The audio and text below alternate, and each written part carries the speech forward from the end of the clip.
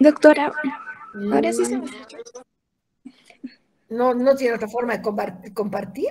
Tenía usted que poner compartir, porque porque así no se ve nada. Ay, sí, sí, sí.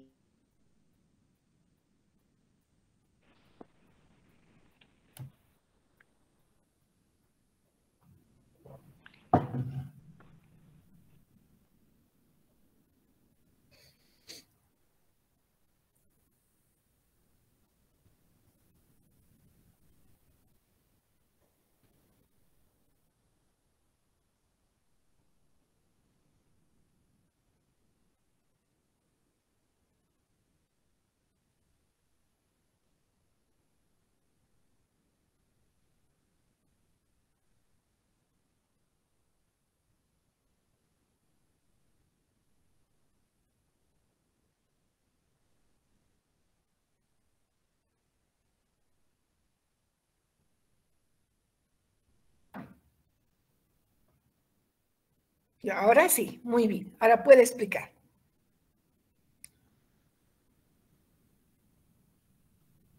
Bueno, eh, Perdió la imagen otra vez, no sé. Y ahora sí. para poder el índice de acidez, tenemos que llegar a aplicar la fórmula a la cual nos ha indicado, que es litros que vamos a llegar a utilizar requeridos de titular por lo que es la concentración que está normal y pues factor que es 56 dividido entre la masa de la droga, lo cual nos sale 0,93 3 miligramos de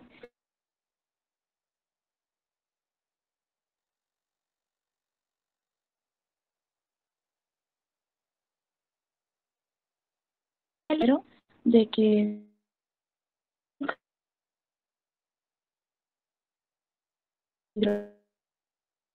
concentración y 0,1 que ahí hay un error por el factor por 56 entre las masas que es 2 gramos, lo cual nos va a salir 4,2 miligramos de hidróxido de potasio por gramo de aceite. Y para hallar, último,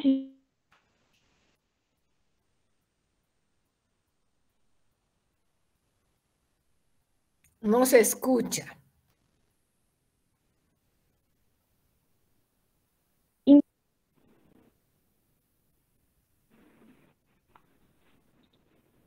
doctora, ¿ahora se me escucha? Sí, se está todo entrecortado. Pero ya, bueno, ya hemos visto, está bien su procedimiento, ¿ya? Está bien. Entonces, ya le voy a poner sus puntos, por favor. Espérenme un segundito, ¿ya? Está bien. Entonces, Rueta y Yerbi, un minutito.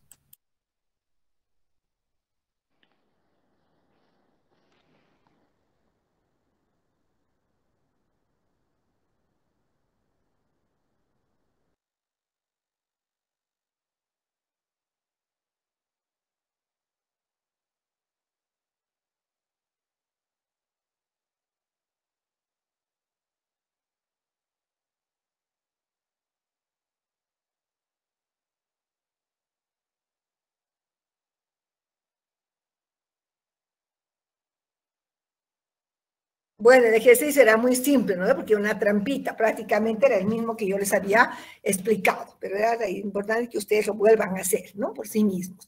Bien, vamos a continuar entonces. Creo que ha quedado bastante claro, es un ejercicio muy, muy sencillo. Voy a continuar entonces con lo... Ay, un segundito, no sé qué ha pasado. ¿Dónde estoy? Acá. Ya vamos a compartir. Sí, Milenka, pero usted levantaron la mano para... Sí, Milenka tenía la mano levantada. ¿Quiere alguna aclaración o alguna pregunta? Ah, no, disculpe, doctora, es que era para presentar el ejercicio.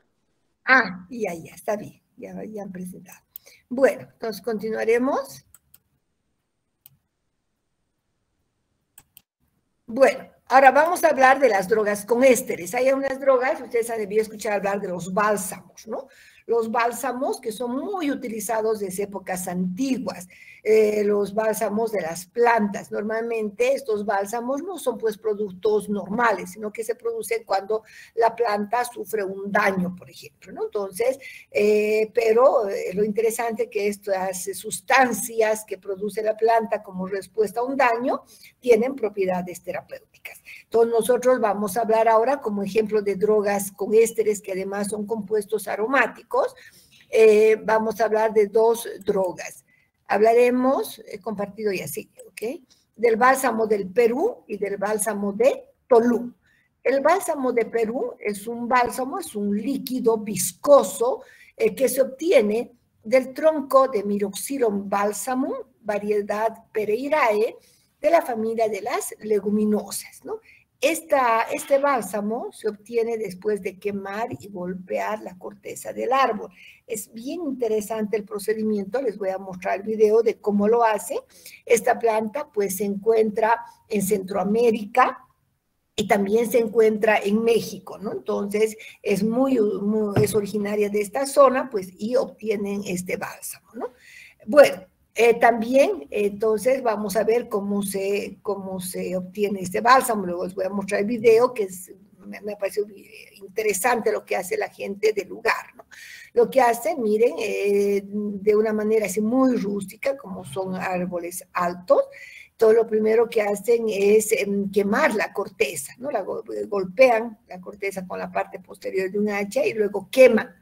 Y después de quemar dejan unos 15 días en reposo y en una especie de trapos que tienen ellos, todo lo que hacen es empapar ese líquido que fluye, que es un líquido viscoso, rojizo, muy, muy denso, ¿no?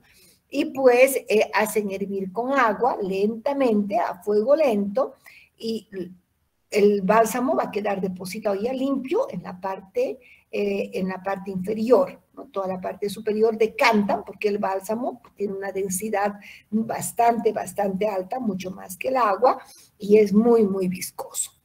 Entonces, el bálsamo ya limpio va a quedar en el fondo del recipiente. Pero, ¿qué es lo interesante? Entonces, primero, que se presenta como un líquido viscoso, natural, de un color pardo rojizo, agradable, ¿no? Agradable. ¿Qué propiedades tiene? Estos bálsamos han sido utilizados, les digo, desde las épocas muy, muy antiguas. Incluso cuenta la historia que los españoles pues han llevado bálsamo a Europa para preparar también sus formas galénicas, ¿no?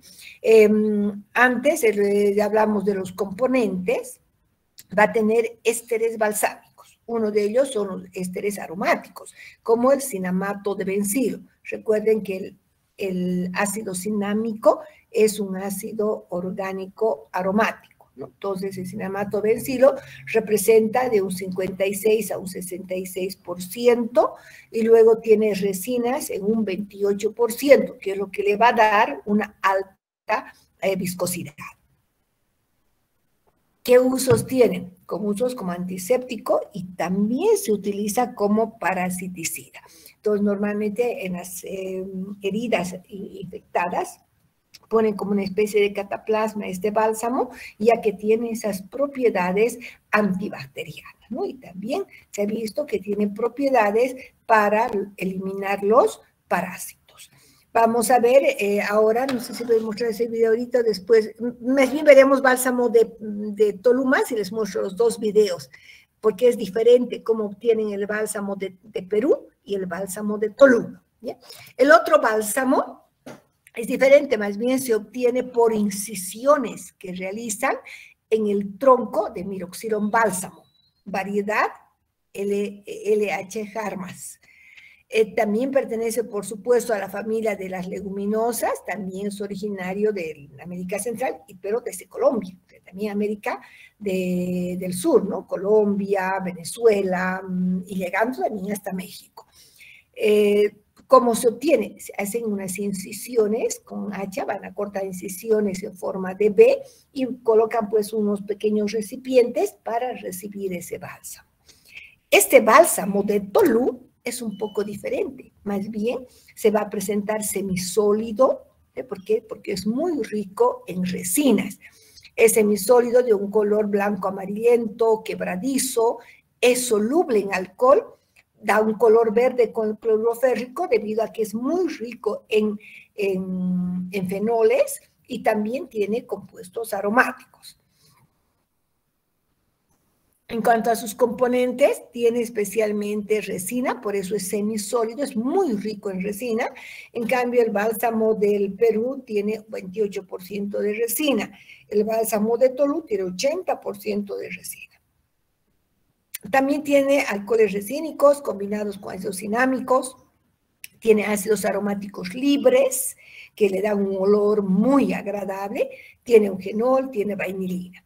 ¿Para qué se utiliza este bálsamo de Tolú? Se utiliza por sus propiedades antisépticas, al igual que el bálsamo del Perú, muy buen antibiótico natural, antibacteriano, pero también se utiliza por sus propiedades antitusivas y expectorantes. Entonces, muchas fórmulas naturales, jarabes especialmente, van a llevar el bálsamo de Tolú. Bien, entonces vamos a ver ahora la forma de extracción de estos bálsamos.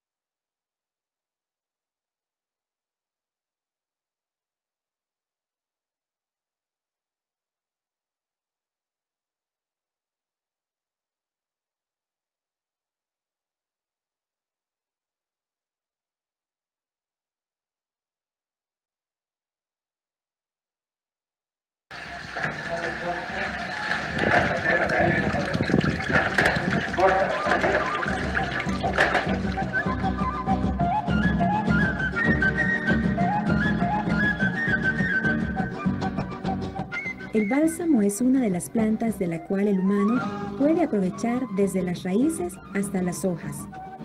Su madera es usada para la elaboración de muebles. Estamos tocando una de las especies de mejor calidad en términos maderables, ¿verdad? Es una madera dura, ¿verdad? Lo que hace que pueda ser utilizable para una cantidad de su producto. El bálsamo es un árbol originario de los bosques húmedos tropicales, próximos a la costa del Pacífico. La zona de mayor presencia de este árbol es Sonsonate, La Libertad y Ahuachapán. Se estima que existe un promedio de 56 hectáreas plantadas. El cultivo del bálsamo es una planta nativa de El Salvador. Se extiende desde México hasta Sudamérica, pero particularmente en el país es donde tiene sus orígenes. Esta especie, que alcanza de 30 a 40 metros de altura, se reproduce de forma natural, pese a que desde 1939 es considerado árbol nacional. Sus extensiones se han visto reducidas por el cultivo del café. Es una planta que está en vías de extinción, así, propiamente en extinción, y es un cultivo que no tiene mayor interés para la industria en general. La oleoresina, que es la sustancia que se extrae de la corteza del árbol, tiene una alta demanda en el mercado internacional. De hecho, el mayor exportador de esta materia es El Salvador. Los principales países consumidores de este producto son Alemania, Francia, Estados Unidos e Inglaterra. En la parte de los cosméticos, que es también para medicina, que lo utilizan para champú, ¿verdad? Para jabones, encontramos en el comercio una serie de estos productos. En la industria farmacéutica lo que se ha utilizado es básicamente para fijar olores, ¿verdad? Para fijar el aroma de algunos productos y exclusivamente para las cuestiones de algunos expectorantes.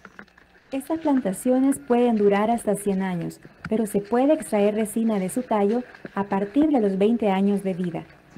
El bálsamo del Perú, como se le conoció en la época de la colonia, fue llevado a España, donde fue utilizado como medicina. En principio utilizaban este producto como para hacer algunas curaciones. Tiene características de poder cicatrizar parte de las lesiones que existen en la piel. La semilla ha sido empleada para curar dolores de estómago y la corteza del árbol, ya procesada, se usa como repelente para los insectos. Todas las partes que forman este árbol contienen la valiosa resina de la cinamelina. Es una reserva boscosa en el área de la cordillera súper importante, o sea, es uno de los pulmones principales pues, de estas regiones. El uso del bálsamo se está introduciendo en la elaboración de productos como las velas, como nuevas alternativas de subsistencia para los pequeños productores que ven con preocupación la caída de los precios en el mercado local, por el monopolio que existe en la exportación del producto. Aunque sus atributos medicinales fueron descubiertos hace más de 500 años por las comunidades precolombinas, el bálsamo continúa siendo un producto con sello nacional utilizado por la industria de la medicina y la perfumería de las grandes marcas internacionales.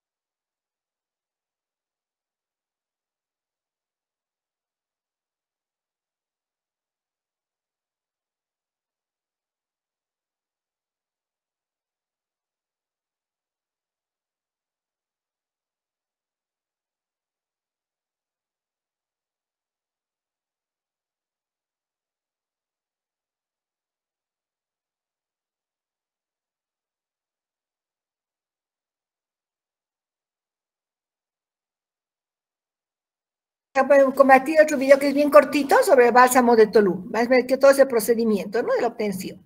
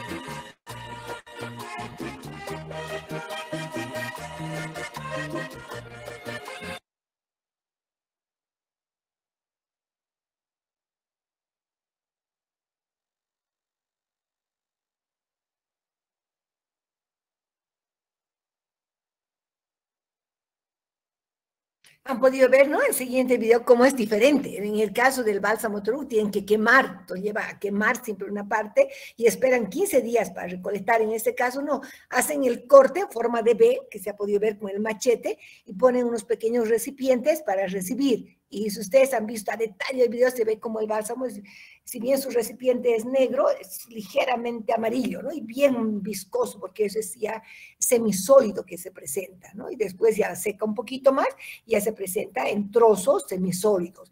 Esa es la característica del bálsamo de Tolunto, la forma de extraer, primero, que se obtiene de dos variedades diferentes, y en segundo lugar, que también la presentación es diferente.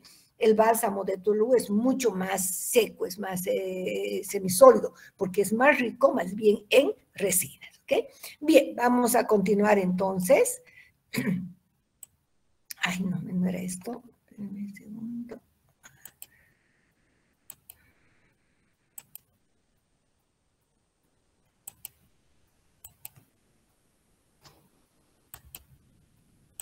Ya, entonces ya hemos visto, vamos a entrar ahora a la obtención de los aceites fijos, ¿sí?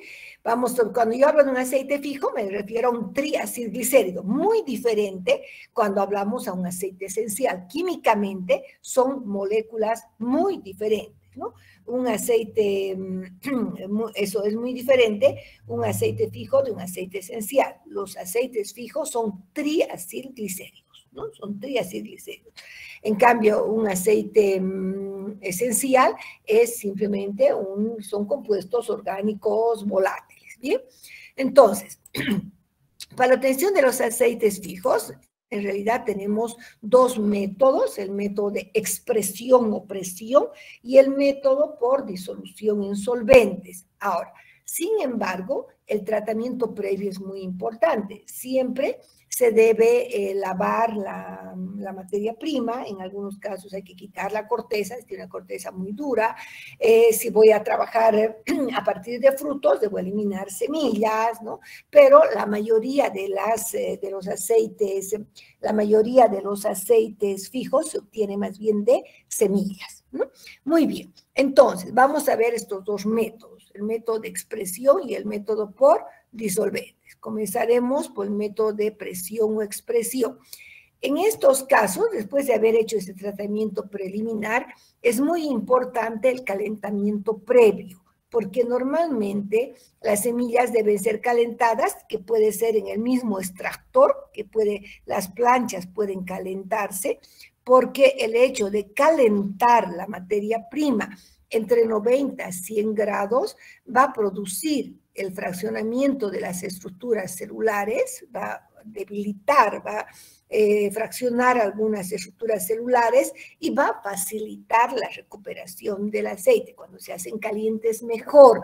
Sin embargo, hay algunos aceites que recomiendan que para que tengan mejor calidad se hagan extracciones en frío, ¿no?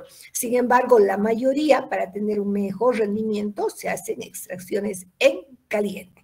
Normalmente en aceite de almendra, el aceite de linaza, etcétera, se coloca entonces en planchas calientes donde está la materia prima, luego por presión, que es una expresión hidráulica normalmente, donde ya tenemos filtros, ¿no? De tal manera que toda la materia prima se va a quedar, es decir, todo el bagazo que queda se va a quedar y solo pasa el aceite. Pero este es un aceite bruto o crudo. ¿Por qué? Porque no va a tener solo aceite, va a tener agua, va a tener fosfolípidos, posiblemente algo de aceites esenciales, algo de resinas también, ¿no? Entonces, por eso se llama un aceite bruto. Este aceite bruto o crudo debe pasar a un proceso de refinamiento, ¿no? Bien, ahora, normalmente esta torta o pasta que queda puede tener dos destinos. En muchos casos va a ir al alimento del ganado, al alimento de animales, pero por otra parte se puede utilizar esta torta o pasta residual para continuar la extracción con solventes. Si queremos optimizar y extraer casi todo, podemos hacer una extracción por disolventes.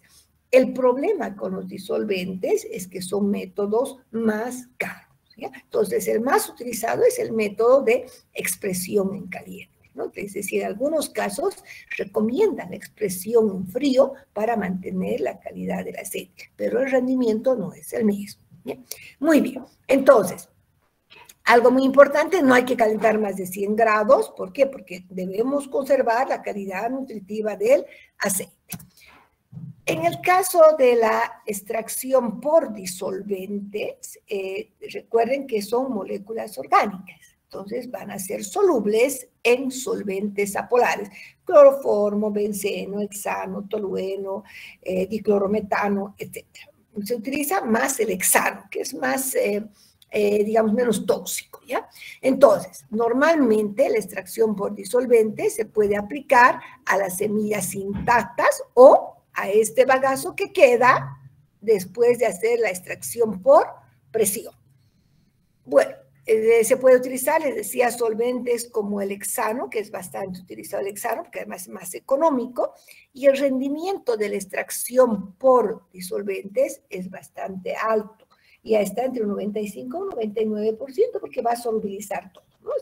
Además de los aceites, va a solubilizar también otro tipo de compuestos. Ahora, la extracción son equipos similares al extractor SOX. Claro que son mucho más grandes, de mayor volumen, ¿no?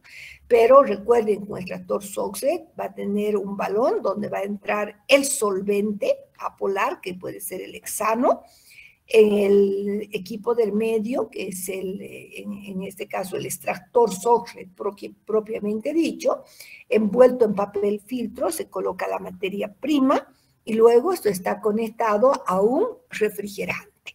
¿Qué es lo que ocurre?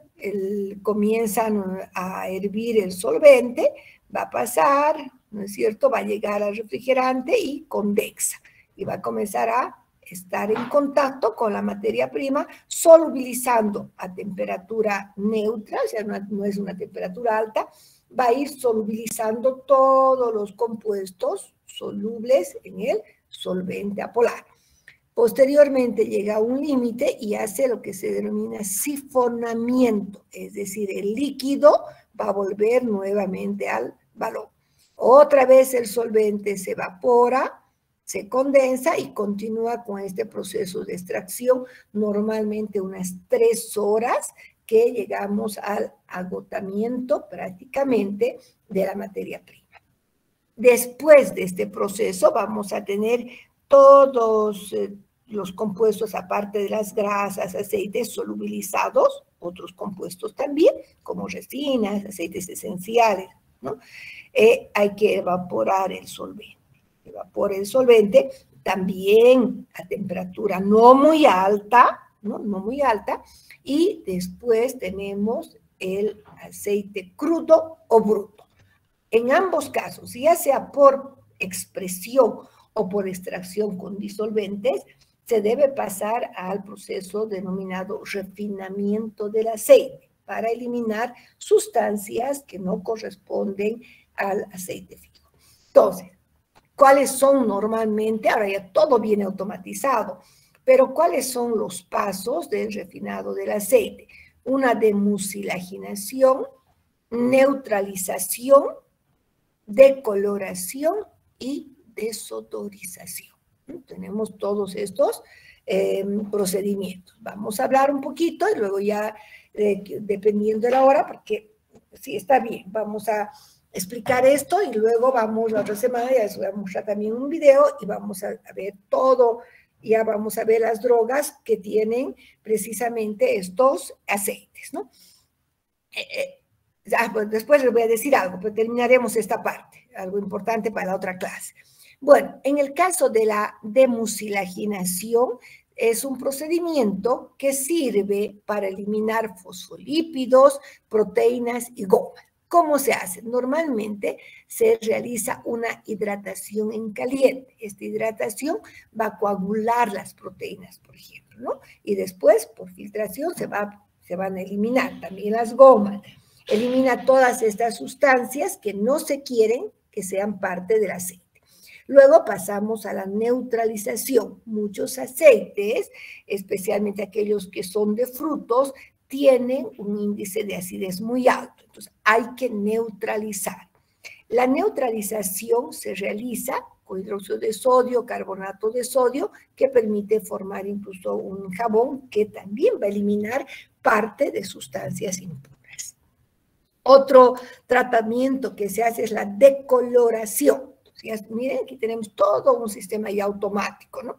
Donde en el decolorador, entonces se pone la solución y vamos a tener un filtro decolorador donde se tiene carbón activado.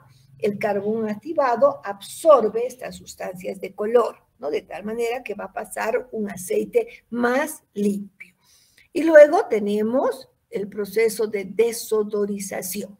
Cuando nosotros extraemos, ya sea por presión o también con solventes, extraemos aceites esenciales. Estos son los que le van a dar el aroma característico a los aceites de almendra, al aceite de maní, al aceite de oliva. Tienen su olor propio.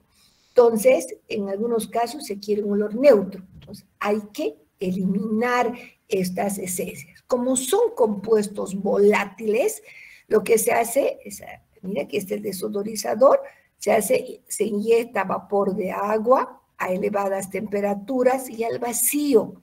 Lo que hace entonces que se pueda eliminar estas esencias, ¿sí? Pueden ser arrastradas con el vapor de agua rápidamente y se elimina estas sustancias olorosas, ¿no? Estos aceites esenciales. Muy bien, de esa manera va a quedar un aceite ya sin olor, un aceite con un color más límpido y, por supuesto, más puro. Entonces, la forma a todo este proceso se llama refinado del aceite. No todos los aceites van a seguir todos los procedimientos. Depende de la industria, depende cómo se quiere el aceite, etcétera, ¿no? Entonces, en algunos casos, no siempre decoloran, ¿no? Queremos que sea más puro, que tenga el color virgen, que se llama, ¿no? Entonces, no pasa por un proceso de decoloración. Depende mucho del tipo de aceite, ¿bien? Entonces, es un proceso muy, muy interesante. Bien, hasta aquí vamos a ver nosotros, entonces, luego vamos a ver el aceite de almendra, que es muy interesante, muy útil además. Quiero decirles algo, por favor, antes de continuar. Yo ya quiero ir haciendo el sorteo de la monografía para que tengan tiempo de preparar muy bien. La monografía, la investigación bibliográfica, una revisión del estado del arte de un tema específico que les daré,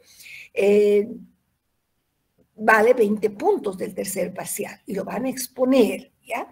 Sí o sí tienen que exponer.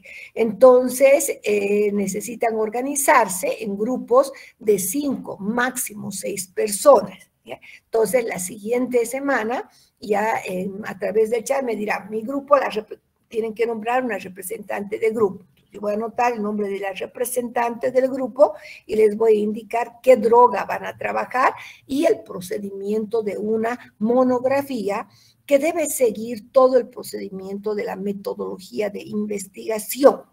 Eso es muy, muy importante. Desde lo que es una monografía, etcétera, todos los pasos que yo les iré explicando. ¿Está bien? Eso sería. Ahora, no sé si tienen preguntas sobre lo que acabamos de ver, alguna aclaración que quieran, por favor.